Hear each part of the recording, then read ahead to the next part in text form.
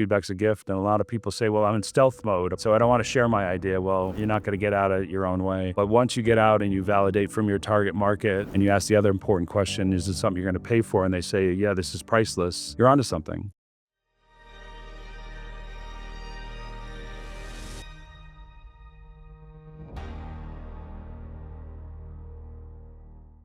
Hey, what's up, everybody? Adrian Boysel. Welcome back to Love Gangster. Today, I have a very special interview with a very, very special guest, somebody I've actually known for quite a while now. Very big inspiration to me at the beginning of my speaking career. So today, I want to introduce you to Mr. Alec Stern. Hey, good to see you. Good to see you too. Thanks for doing this. Sure, my pleasure. Awesome. So you're a social impact guy, entrepreneur, founder of an amazing company. Why don't you give a little bit of your background? Alec Stern. I'm known as America's Startup Success Expert. I'm a serial entrepreneur who likes cereal. Done 8 startups with 6 exits. So I've had 2 initial public offerings and 4 acquisitions. And the most notably, there were 3 of us in an attic that are the founders of Constant Contact, if you're familiar. And we were 18-year overnight success. And we had our initial public offering at year 10. And then we sold for $1.1 billion at year 18. You left out that you're a drummer. Since 8 years old. What was the inspiration to get into drumming? I started beating on metal garbage cans, and I dented all the lids.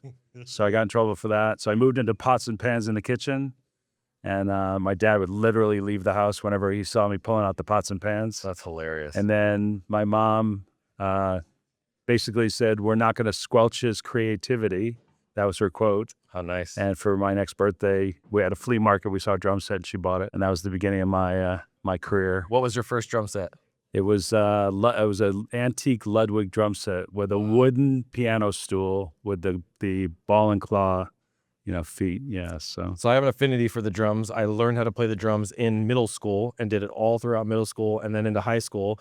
Boxcar Racer, A2. I mean, all of that was my jam. So when I saw you jump on the stage in 2018 at Tag Talks and start jamming, I was like, this is my kind of guy right here. The drum set was sitting on the stage for the venue. Yeah.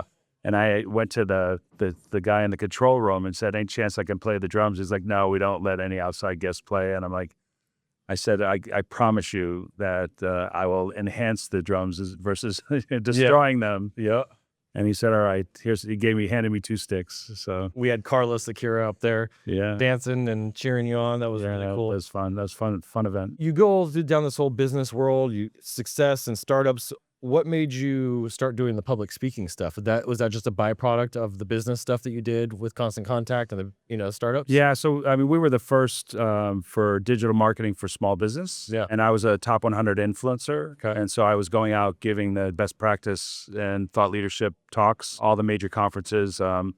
In fact, in Constant Contact, there's a conference room, the Alec Stern conference room, and one whole wall with the lanyards of all the events that I spoke at. Wow. And the person had OCD that put the wall up, and so it was a rainbow with all the color of the lanyards. And there were so many that it filled the whole wall. So I was doing this from the beginning.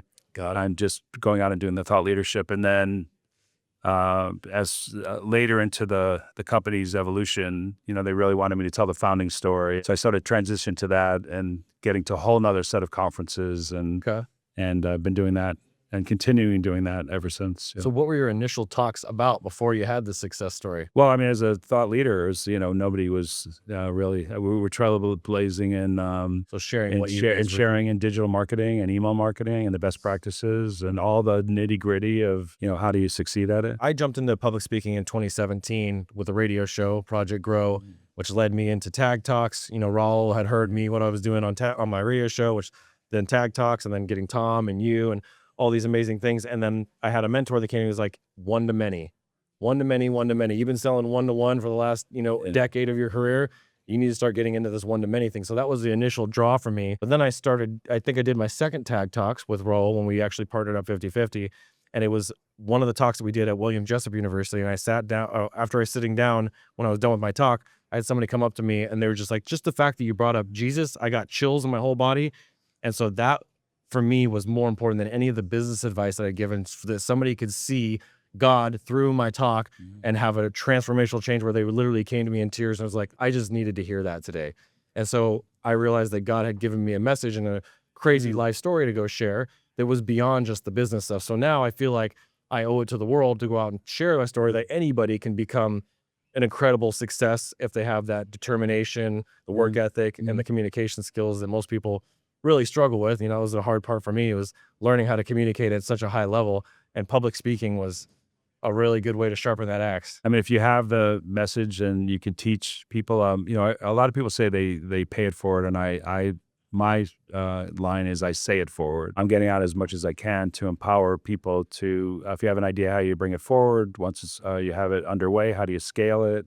And just really, from all my learnings, you know, just try to, you know, accelerate what they're doing. Who do you think in the space, digital marketing space, venture capital space? I mean, you know, you're seeing a lot of businesses, and especially over on the East Coast, who do you think is doing it really well right now that you're excited to watch grow, that's, you know, underrated or maybe nobody's paying attention to? Yeah, so I'm a co-founder of 6 companies at the moment. Yeah. 3 were my ideas and 3 were someone else's that I'm close to, that we teamed up to bring those forward. So the ones out in the industry, I'm, you know, part of a venture fund, and so, you know, we're more active as limited partners with sourcing, you know, vetting, selecting, and helping them get underway and scale. There are a bunch. I mean, they're in all different industries. We focus mostly on SaaS based. Okay. Obviously, Yeah. you know, Constant Contact was one of the first 2 SaaS offerings ever. Wow.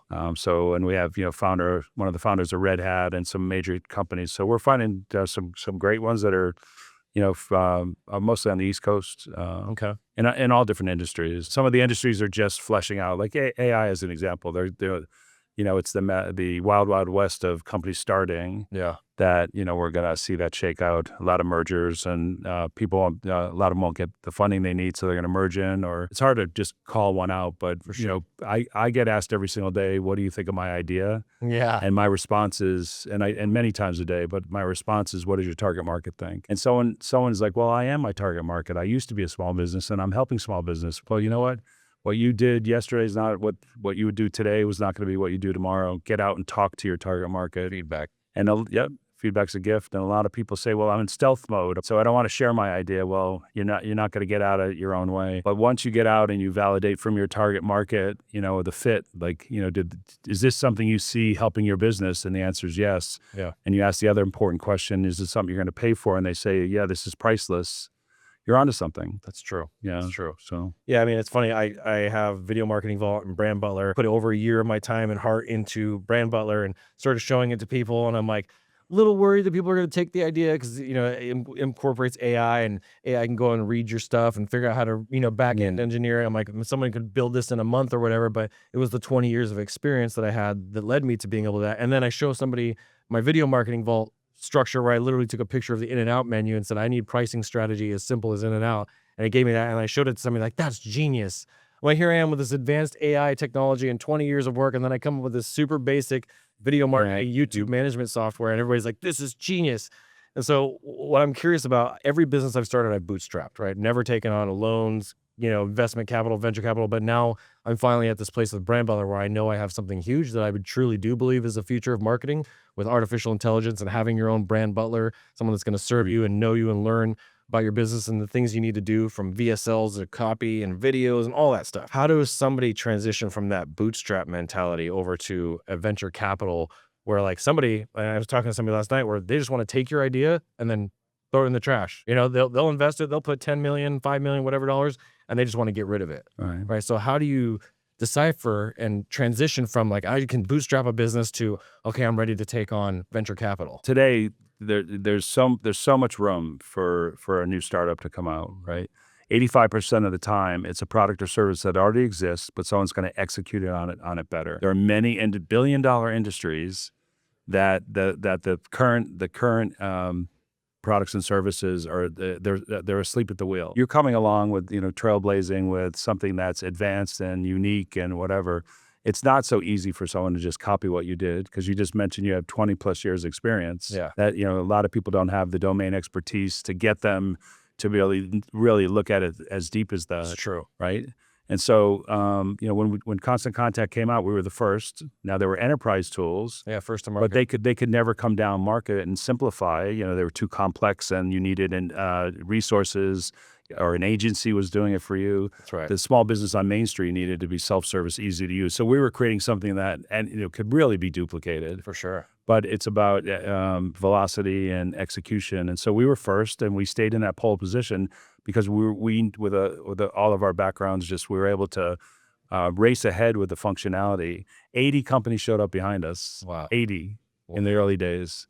And including some of the enterprise said, well, we should go down market. Like they finally realized there's 30 million small businesses. Why don't we tap that? They try to bring their products down market. And I went and met with all of them. Well, I said, if this doesn't work for you, we'll be a soft landing for your customers. And 6 of them, I got the call and said we're going out of the small business, and they handed us over their customers to have a warm landing. You reached out to those competitors, and instead of looking at them as adversaries or anything, and you just said, hey, if something doesn't work out, we'd be happy to help. So you were able to essentially acquire their customer base without actually having. We didn't acquire. They gave it to us. We didn't acquire anything. So they punted on small business, and there are 30 million small businesses out there. So look, there was enough room for competitors. For everybody. And there's usually going to be 3 big ones in the market. 3 that are, will either go public or get acquired, the top 3. That's right. There may be more. So if you're in a space and you're creating something and it's so unique and you're first mover, if a couple others show up, there's going to be room for at least 3 of you. And if your target market's big enough, a lot of room. You don't need to be picking off each other's customers. That's really cool. If you're after the Fortune 50, there's only 50 of them. Yeah, exactly. So you and your competitors are going to be fighting over swapping and taking them away from each other. When there's 30 plus million small businesses as a target market,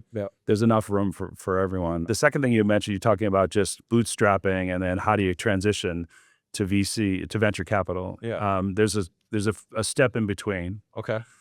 So there are angel investors, which are individual folks that had success that are putting money into startups and so forth. Yep. There are angel syndicates where they group together and they package it up, and then they'll invest as an angel syndicate group. Yep. And your money. And so sometimes some of the syndicates say, well, go around the room, who's going to give money? And others are like, we're going to give money on behalf of the syndicate. So we're all in. And then you have family offices. Okay. And of course, there's places to get loans and all kinds of other stuff, but there's family offices. And then, of course, there's their venture. If you look at the bloodline of all those that I just mentioned, the key thing here is smart money. Who has done a business that's competitive to what you've done or complementary to what you've done? And you go after the sort of bullseye on the dartboard of who you would talk to as a potential, investor. So everyone thinks, oh, you're venture capital. I need $1 million.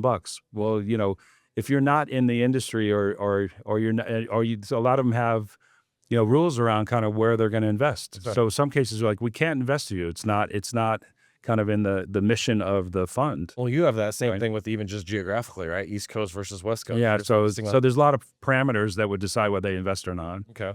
But if you find it like a family office is someone who worked in a competitive or complementary business that had an exit, they have a lot of money, they put it into a fund, and they go out and want to invest, and so it's music to their ears if your idea is what they know well. It's a quicker conversation. You don't have to be telling them, well, let me tell you a little bit about digital marketing. I've gotten checks, like handshake, we're going to give you a check, we'll do the paperwork next week. Like it's not the due diligence isn't as deep as it may need to be, from the requirements of what a venture firm would want. I see the value and how underrated planning is in business, right?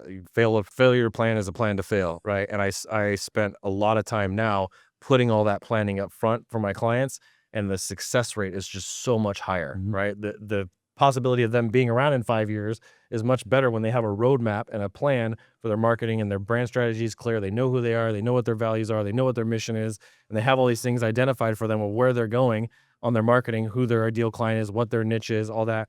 And so now that I've kind of got that, I'm like, well, that should be my blue ocean, and I'm going to go after that, and who else is doing it? And as I started to look around who was in that space, I'm like, man, this is like wide open right now. Yeah. So that's why I want to go fast, because I know that someone can come in, maybe has 30 years of branding experience, that loves branding like I do, and say, hey, maybe I'll just do the branding side of what they're doing and double down on that. So that's why I'm starting to look down that path. So family offices, that was a great answer. So that gives me some. Yeah, but you have the domain expertise, and so you know what they need, and now you're going to put it on paper. I always want to know what's the 3-year vision. Some people want 5, but that's like pretty far out. Yeah.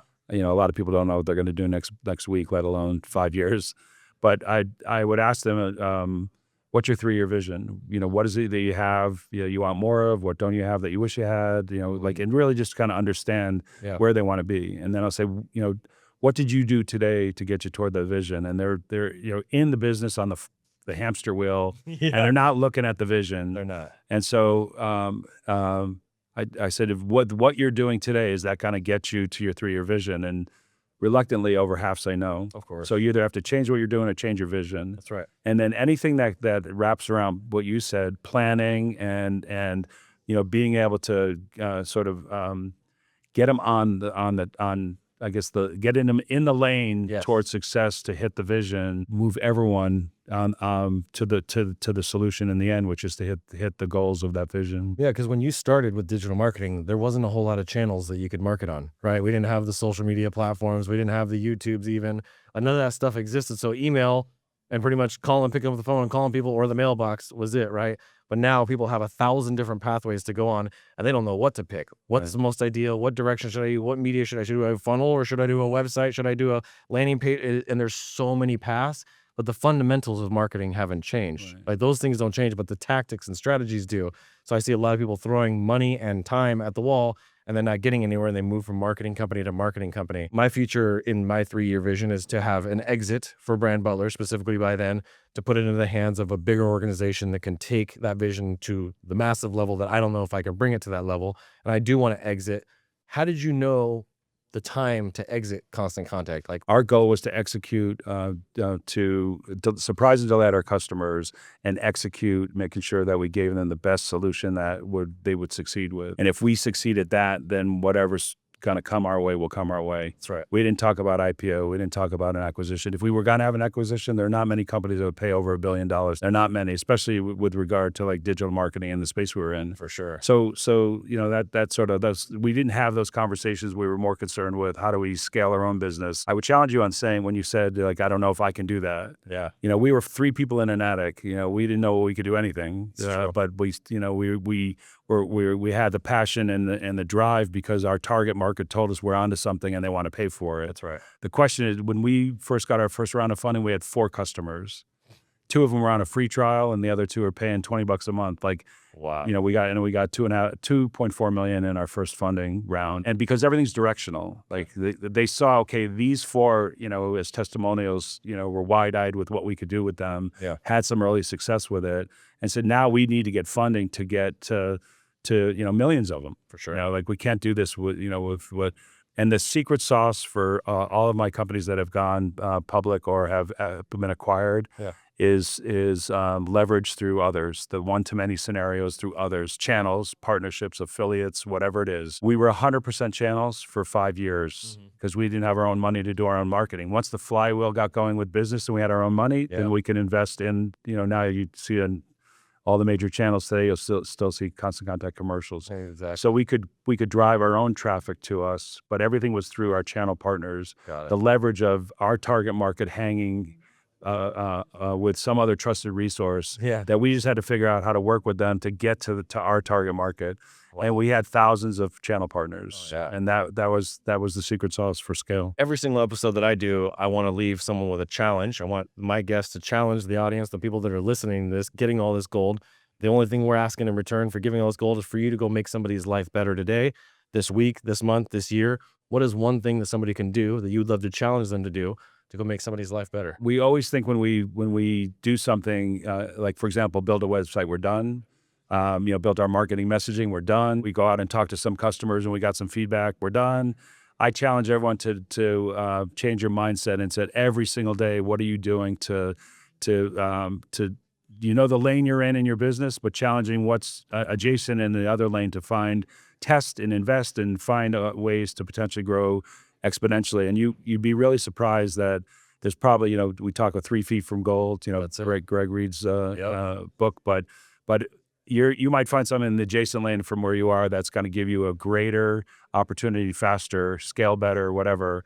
And I challenge everyone to just, whatever it is that you've worked on, that you think you checked the box, we're done, we got to move on, go back and weekly at a minimum and test and just really work through those things to see how you can accelerate the business. You guys heard us challenge. Go out there. We want to hear back from you. Drop a comment down below.